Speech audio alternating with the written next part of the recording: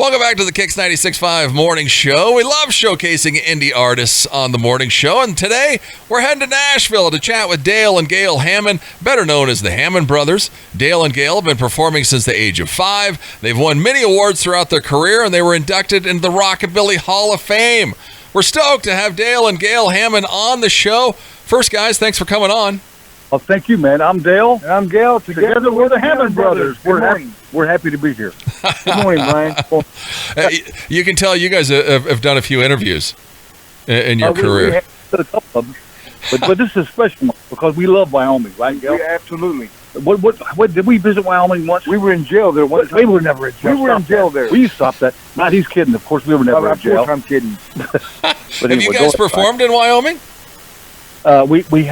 We have performed one time, but it's been a long time ago. Yeah. But we want to come back. Wyoming, bring the Hammond Brothers out there. That's right. Let's go to Wyoming. Exactly. Bring them back. Well, your dad was a Baptist minister, so he got you going. When did you two know that this was your life and passion, doing music and entertaining people? Well, we actually started at 5 years old. I guess, Brian, when the first time we stepped on a stage, it was in St. Louis, Missouri at 8 years old. About 8 years old, 7 or 8 years old. And we sang a gospel song, and we knew that was our calling. That was what we wanted to do our whole life. And before that, Brian, we sang in churches with our dad because he was an evangelist. And I remember at 5 years old, he had an old a panel wagon with a big giant speaker on top of it. And Dylan at 5 years old would climb on top of that and sing Jesus on the Main Line. Yeah. So, wow. And we knew that was our calling. When did you guys move to Nashville? Well, our parents died early, and we ended up going to Arizona for a while, worked out there, and then we came to Nashville when we were about 16. Oh, wow. And we got involved with Ray Walker, the Jordanaires, and we ended up moving in with him and living with him for a while, and he helped us, guided us a little bit in our career, and it was like our dad, and a great guy. He's still alive. Ray, he's one of the original Jordanaires that backed Elvis. So as kids, we got to go to Graceland, all the different places, and meet just about everybody you can think of in the music business. And then we ended up in Las Vegas for 4 years run there. Then we went to Europe for a while, and then we're back. We're back. Yeah, now they're back in Nashville. Well, you mentioned Elvis, because you guys are influenced a lot by Elvis. Now we kind of know why, but he's also a twin, which I didn't realize. Yeah, he was. Yeah. Twins are special people, aren't they? They're very special. We're because we're twins, We're right? twins, that's right. But I'll tell you this about our new song we did, Cap Guns and Skinny Horses. When we were little kids, my mom used to have a broomstick in the kitchen, and we'd jump on we'd get a couple of broomsticks, and we pretend that they were horses, and ride all around the kitchen, and ride outside down the hills and all that stuff. Some of it like that. Well, as far as Kenny, the song was written. We sat down. I wrote. We began to write the song. And I said I had Kenny Rogers. So we met him in Vegas. And I liked him. I loved his music. I said this song will fit him. So I called him, and he said, "Gail, right now I'm writing my autobiography. I'm really slammed busy, but when I'm through, send it to me." But Dylan, I said, let's me and you. Let's change your mind. I wish I hadn't, but we did. I said, I said, let's cut this thing ourselves. So we cut Cap Guns and Skinny Horses, and you've heard the song. I think it's a great song. It takes you back to your childhood. Yeah. And you can reminisce. It's just wonderful. And Brian, too, we got a brand new song coming out in the next 3 weeks called Susie, which is a great song. You're going to love it. Did you get a copy of that? I saw it on your guys' website, so it's not out yet. It's still coming out.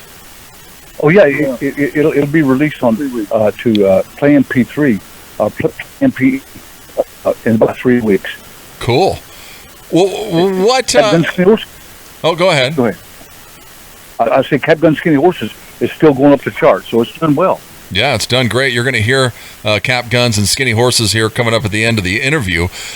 Who was born first, Dale or Gail? Gail, I was, and then the good-looking one came along. Yeah, right. the one that I should have strangled before we were born. That's not true. That's not true, guys. I'm 7 minutes older than Dale. So I've been around a little bit longer. He needs to listen to me. Yeah, that's right. Hey, Brian, let me tell you something that's kind of unique about the Hammond Brothers. our dad was a German minister, and came over here from Germany, and he met an Indian woman at the Cherokee Reservation and married her, which is our mom. So we're half Cherokee, half German. Gail has blonde hair and blue eyes. I have dark hair and brown eyes. Yeah, you guys don't look like each other at all. Like I said, I'm a lot handsome. Thank God, Brian. Thank God. Yeah, thank God they don't look anything like. How many different pairs of matching clothes do you guys own? Oh, we don't even know. I can start at 10,000. Just keep going. Well, we had clothes back when we were 5 years old. We got enough clothes, Brian, to build 2 new houses. Yeah, I'll bet you guys do. They all look alike. But Brian, one thing we like about how we dress and stuff is that we don't. I like dressing casual, wearing jeans. We wear jeans a lot, but I also like when I go to a show and see a performer like Miranda Lambert or someone like that. I like to see the entertainer look like an entertainer. And a lot of them are going just to a t-shirt and jeans, which is fine every now and then. But how about when you on stage, you want to shine a little bit and say, hey, listen, this is who I am. This is what I am. And I think the way we dress, if you see a guy wearing a policeman's cap, you're going to say that's a policeman. If you see a guy wearing a cowboy hat, he's a cowboy. If you see an entertainer, he should look like an entertainer. So what do you think, Brian? Oh, definitely. You got to look the part. That's half the battle. That's right. I think right there with anything you do. Yeah, exactly. So the Hammond Brothers are we're not rhinestone cowboys, but we like a little bit of glitter, a little flash, and we also we love humor. We'll put humor in our show everywhere we go because we like to see people laugh, and we love entertaining people. Just the other night, we did a show not too far from here, about an hour from here. It was a great show, Johnny Cash's Museum. And we did a show, and I had a woman come up. She was about 83, 84 years old. She said, "The Hammond Brothers, my God, I haven't seen you guys in years. I love your music. I love you guys. I used to watch you when I was just a young girl." I said, "This is my brother Dale. You want to meet him?" I said, lady, you got socks older than I am. Yeah, exactly. I think you got us confused with the different Hammond Brothers. So sorry. There actually was a Hammond Brothers in the 50s, but they wasn't kin to us. I don't know who they were. But they had Like a Train was one of their hit records way back in the 50s. Wow. And it was kind of a rhythm and blues guy. I think that's who she thought we were. But they were back in the 50s. But yeah. That's hilarious. But we were very courteous and kind to her. She was a very sweet lady. Oh yeah. And in fact, we gave her an album and gave her a big hug. Yeah. But it was a lot of fun. And we had a great show. We had about 150, 200 people there. It was a small theater, but it was really, really good. Cash. Now, what's his name? Johnny Cash's nephew he hosted it, and we did it. It was a really fun thing because all the Cash family, the groups that came to see us. It was a lot of fun. And like I said, Johnny Cash's family treated us like we were royalty. They made us feel really good, and they loved Cap Guns and Skinny Horses, didn't they? They did. Brian, we appreciate you playing Cap Guns and Skinny Horses. We really do. And Brian, also want to add, this is Dale. I want to add, it's an honor to be interviewed on your show because we hear a lot about good things about your show. Well, that's good. Well, go and check these guys out, the Hammond Brothers. Go check them out, thehammondbrothers.com. They're on Facebook, Instagram. Go to YouTube. Check out all their videos, and their latest single, Cap Guns and Skinny Horses, is out now. Well, I saw you guys did like a hook, line, and singers show on YouTube. You had, I think, 1 or 2 episodes. But then I saw an interview with you guys. You guys have a new series, this Lost and Lonely Highways. What's this? Yep. Well, we did a series. The first series we did was Hook, Line, and Singer. And it's each week we go out. In fact, we're going to resume that again, taping. We just been so busy touring that we couldn't finish it. But we're now going back and we're going and getting different artists to come out each week and shoot a TV show with us of us fishing. We take them out on the houseboat, and of course we had Ronnie McDowell last time. Yeah. And so. And we're going to get a lot of different ones to come out and do that show. It's an interesting. Did you see it? Did you see it, Brian? Yeah, I did. What did you think about Hook, Line, and Singer? I thought it was great. I mean, we love fishing around here, so you got the fishing aspect and the interacting with the artist aspect. Yeah, man, and of course, we love to fish. Now, Hopefully, Brian, we catch bigger fish than that normally, right? We do. We will. Oh, yeah, the fish Gail caught wasn't very big, yeah. Ronnie caught a little bit bigger one. He just bragged about that all day long. Yeah, go to YouTube and you can see the Hook, Line, and Singer show. So when's the Lost and Lonely Highways? What's that about? Yeah, well, Lost and Lonely Highways, it's two guys that let's go the Hammond Brothers, and we're traveling down a lonely road, singing or touring, just always run out of gas with a acoustic guitar. And every episode, we run out of gas. Every one. Then we end up getting out and having to walk.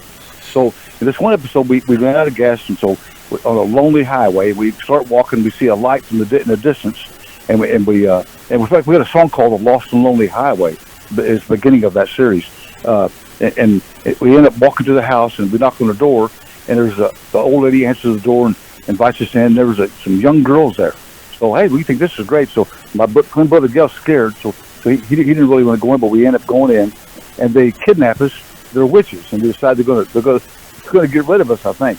We're chained in the basement, and Gail chomps his way through the chain. So, Brian, this is Gail. To give you the Reader's Digest version, what we do, we run into different characters like witches, goblins, whatever, ghosts, entities, whatever you can think of. We run into them, and we always manage to get away. Yeah. So I think Lost and Lonely Highway can be a great series. We'll pitch it to Netflix. Yeah. Oh, okay. In fact, Brian, there's one episode that I'm reading the script, and they're still writing the script, where Gail and I are it's called Crossroads, where Gail and I meet the devil, and he tries to steal our soul from us, and says, "Well, if you'll do this, we'll give you all the hit records, all this stuff." And we end up not doing it, of course. I called the devil and said, "Where's the hit record?" Yeah, right. What a liar. Yeah. But anyway, I think we're into a lot of things, but we're very passionate. Number one, about singing, and writing, and performing for people. So we're so thankful to God that we have the opportunity and great, unbelievable health to go out and touch people's lives with our music. Yeah. And one thing we do is exercise, you know. What, Dale?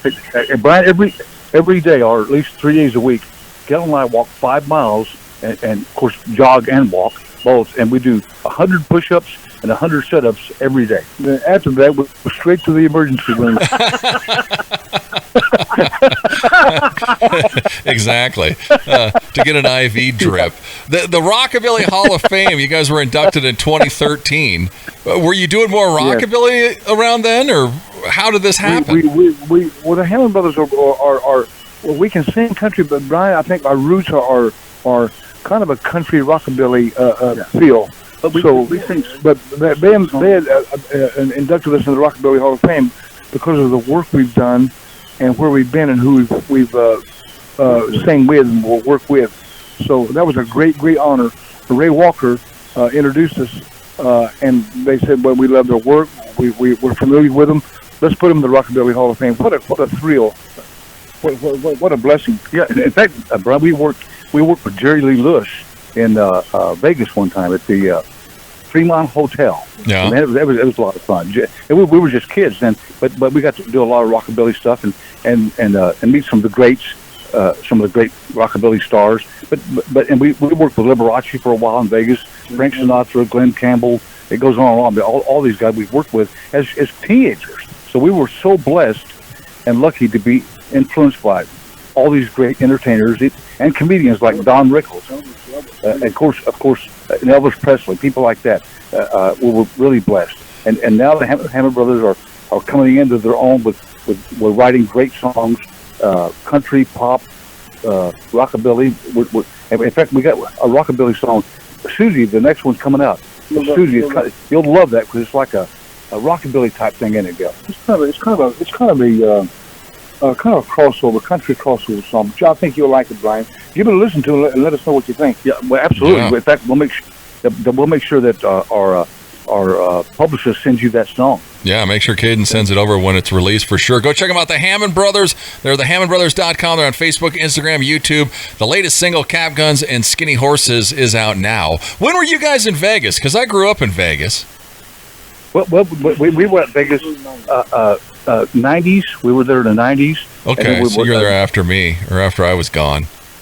Yeah, and we like I said, we work just about with everybody out there. Just about. I like Vegas, but now it's changed since the '90s. It's gotten really crazy. But you know, that just we like the climate. We love the climate. I love the climate though. Don't you, Brian? You live out there? Yeah, I don't mind the heat. I love the dry heat. But when I grew up in Vegas, I had a skinny horse. I mean, we were all cowboys when we were kids, because you guys grew up in Illinois, right? Yeah, we did. But Brian, for some reason, Gail and I have always been drawn to the West, and we spent a lot of time out west. And we lived in Mesa, Arizona for about 3 years too. Okay. And rode the rodeo circuit. We were stunt men, did stunt stuff out there, movies, and some of the movies and stuff.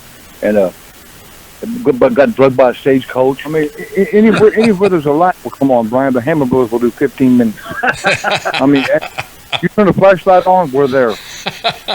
So They're there performing. We just love. Absolutely, we have a passion about singing and loving people. That's it. The biggest thing, Brian, is this: if you love what you're doing, it's going to come across to the audience. And we love people, and they know we love them. They can feel it. If they come to one of our shows, they leave. They're all laughing. They have a great time. we touch emotions, and that's what music should do. It should evoke emotion in the people. And if we sing a sad song, you'll feel it. If we sing a happy song, you'll be jumping up and down, right, Gail? That's exactly right. So it's all what we do. We have a not a strange sensation, but we know exactly what the audience wants. You know, you feel the audience. Yeah, you can feel the crowd. Absolutely. And once you got them in your hand, there's nothing you can do that's going to be wrong. It's a wonderful feeling, because we're loving them, they feel that, and they love us back. All you do, you love people, and for the most part, people will love you back. Yeah. Well, go and love them. Dale and Gail Hammond. It's the HammondBrothers.com. Go and like them. They're on Facebook, Instagram. Go to YouTube. Watch all of their stuff. Susie's coming out soon. But here's their latest single, Cap Guns and Skinny Horses. Dale, Gail, thanks so much for coming on. Thank you, Ryan. Thanks, Brian. It's the Hammond Brothers. Gail. Together we're the Hammond Brothers. Thanks, Brian. Thanks, Brian. Yeah, thank you guys. It's KIX 96.5.